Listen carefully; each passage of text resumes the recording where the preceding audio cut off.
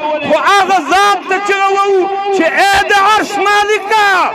ای د عرش مالکه زما حفاظت وکړه څوک چې بې قدره زما وینه توی کوي ربه تباه و بربادې کړه هغه ذات ته غږ کومه چې کوم ذات د مځکه او اسمانونه هغه پیدا کړي دي بل ځای د فریادم نشته مؤمنانو امیر المؤمنین عمر ابن خطاب رضی الله تعالی عنه وفرمایل که د دجلې سیند په غاړه یو سپی د بېباکۍ نه مړ کېږي زه یېرېږم چې مانې الله تپوس ونه کړي د شیخ متوکل په آواز باندې د توحید و سنت شمه مړه نه شوله د شیخ عبدالحمید په مرګ باندې د توحید و سنت شمه مړه نه شوله سردار ولی غم دا د ټول عالم اسلام غم دی او ټول عالم اسلامي ځکه د قرآن و سنت ته دعوت ورکوو والله بل هیڅ جرم یې نه و کړی په غیر د توحید و سنت نه صرف د توحید و سنت په جرم باندې وما نقموا منهم الا ان يؤمنوا بالله العزیز الحمید خو دومره وایي مؤمنانو مسلمانانو علماء کرامو د کونړ فتمنو مؤمنانو کومه فضیلایي چې د شیخ سردار ولی د جنازې وشوله ولسونه وکړه زه اوس د هغه د جنازې نه رالم د الله په فضل تاسې باور وکئ چې د اشرف غني ډیرو روپو دغه پارک نه و ډک کړی خو په سره لمر باندې د شیخ سردار ولی د قرآن و سنت د دعوت په مینه باندې خلک تقریبا 3 ساعته ناست د شیرجي په پارک کې دا څه وجه وه چې د توحید و سنت خدمت کوو البته یو ټکی قاتل د قاتل مشاور قاتل ته اشاره کوونکي ته وایم چې ظالمه تا خو په دې خاطر باندې د دغه ستر عالم د ستر داعي د قرآن و سنت د منبر ګل هغه په دې نیت باندې شهید کړ چې د اواز ساکت شي د منبر شړ پاتې شي د قرآن شړ پاتې شي خو تاسې باور وکئ الله رب العالمین د محمد رسول الله صلی الله علیه وسلم په حق باندې وای مشرکان به ویله پرېږدئ یو سړی دی ولد شاته نه دی پرېښی چې مړ شه ختم بشي رب وایي نه نه داسې نه ده د محمد رسول الله په مرګ باندې امت یتیم شوی نه دی دین اسلام نه دی ختم شوی انشاء الله د شیخ سردار ولی په مرګ به منبر نه ختمیږي درس قرآن به نه ختمیږي درس حدیث به نه ختمیږي د توحید و سنت ناره به نور هم جګیږي انشاءالله او دا به جګوو انشاءالله جګوو بیا که نه دوهمه خبره دا ده مؤمنانو مسلمانانو دوی خو په دې خاطر دا کار وکړه چې منګه د شیخ سردار ولی اواز کته کو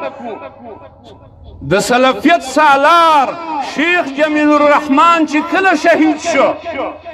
د دنیا فکر دا و چې د سلفیت بنیاد وخته په افغانستان کې رښتا خبره وکئ نن چې په افغانستان کې سلفیت په کومه اندازه دی دا پرون و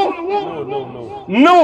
دا د رب مدد دی دا به د خپل دین مدد خامخا کوي ان تنصروا الله ینصرکم د الله حکم دی که تاسې د الله د دین مرسته کول الله تاسې سره مرسته کوي د شیخ متوکل په آواز باندې د توحید و سنت شمه مړه نه شوله د شیخ عبدالحمید په مرګ باندې د توحید و سنت شمه مړه نه شوله ای مؤمنانو سبا به زه په دې لار باندې ځم سبا به زما شیخ خوشحال په دې لار باندې ځي ستاسې همت به دایي چې دغه لار به تعقیبوئ تعقیبوئ به که نه د توحید و سنت درس به علما نه پرېږدي د توحید و سنت لار به زمونږ عوام نه پرېږدي نو انشاء الله زه د الله نه امید لرم چې دغه ظالم دغه قاتل دا به د دنیا نه رسوا او شرمنده الله رخصتوي او په آخرت کې به انشاء الله د توحید و سنت سپاهیان د هغه ګریوان ته لاس اچوي انشاء الله او آخري خبره مې دا ده لکه څنګه چې شیخ صاحب خبره وکړه یو مولوي صاحب بابا د ورځې خبره وکړه وی امارت اسلامي په مسؤلینو کې یو کس داسې خبره کوله چې اهل حدیث راله وویل چې موږ ته دومره حق راکئ چې څومره مو شیعګانو او هندوانو ته ورکړی دی وی هغه خندل چې اهل حدیث څنګه دا ټکی غواړي موږ شیعګان کافر ګڼو او هندوان دي کافر او دا خو اهل سنت والجماعت کې شامل دي ما ورته وویل مولوي صاحب موږ چوکۍ نه غواړو موږ پیسې نه غواړو چې څونه پیسې دي هغوی ته ورکړي دي هغو نه موږ ته هم راکړه څومره وزارتونه دي هغوی ته ورکړي دي شیعه ته حق حاصل دی په خپله امام بارګاه کې د امام جعفر د طریقې مطابق په کابل کې منځونه کوي که نه کوي ملته خو ما ته دا حق حاصل نه دی زه د خپل اسلامي امارت نه په کلکه غوښتنه کوم چې د قرآن و سنت د دعوت دپاره لاره خلاصه کړه د قرآن و سنت د داعیانو حفاظت وکړه زه دا نه وایم چې دا کار امارت کړی دی خو زما وینه چې هر څوک دوی کوي د هغه لا اله الا الله محمد رسول الله د سپین بیرغ لاندې زما وینه توی کیږي زما حفاظت په تا باندې حق دی امیر المؤمنین عمر ابن خطاب رضی الله تعالی عنہ فرمایل که د دجلې سیند په غاړه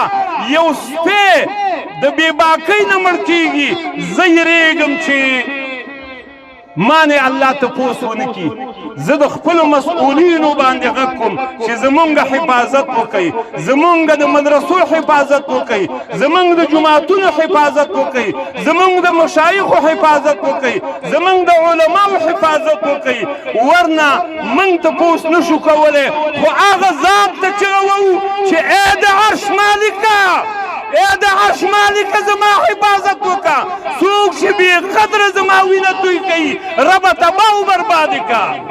هغه ذات ته غږ کومه چې کوم ذات د مځکه او اسمانونه هغه پیدا کړي دي بل ځای د فریاد هم نشته مؤمنانو هغه ذات ته به غږ وکړو مځکه او اسمانونه د هغه په لاس کې دي عذابونه د هغه په لاس کې دي تعز من تشاء وتذل من تشاء نن عزت الله درکړی دی کیدی شي که زما په حفاظت کې بې باکي وکړي کیدی شي الله یې په ذلت درله بدل کړي نو زمونږ د مدرسو حفاظت وکړئ زمونږ د وینې حفاظت وکړئ زمونږ د علماو حفاظت وکړئ موږ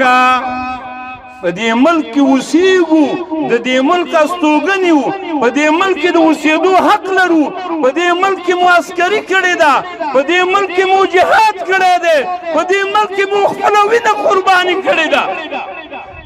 مؤمنانو بیا هم په حکامو اولو الامر باندې غږ کوو چې بس دی دا لړۍ نوره بنده کوي ظالمان د لاس نه ونیسئ والله که اسلامي امارت نن وغواړي نن شپه دغه سړی نیسي یا به نن نیولی ځکه کور ته یې بولی دی کور معلوم دی سړی معلوم دی نو خبرې نه اوږدوو تاسې هم ستومانه شئ ډېره ګرمي ده لږ لږ شاته شئ لږ لږ شاته شئ جنازه ودروو الله رب العالمین د ټول ولس نه مننه کوو چې دوی د علم او دارنګه د علماو په دفاع کې راوتل دي رب العالمین دې د دوی دا راوتل په خپل دربار کې قبول کړي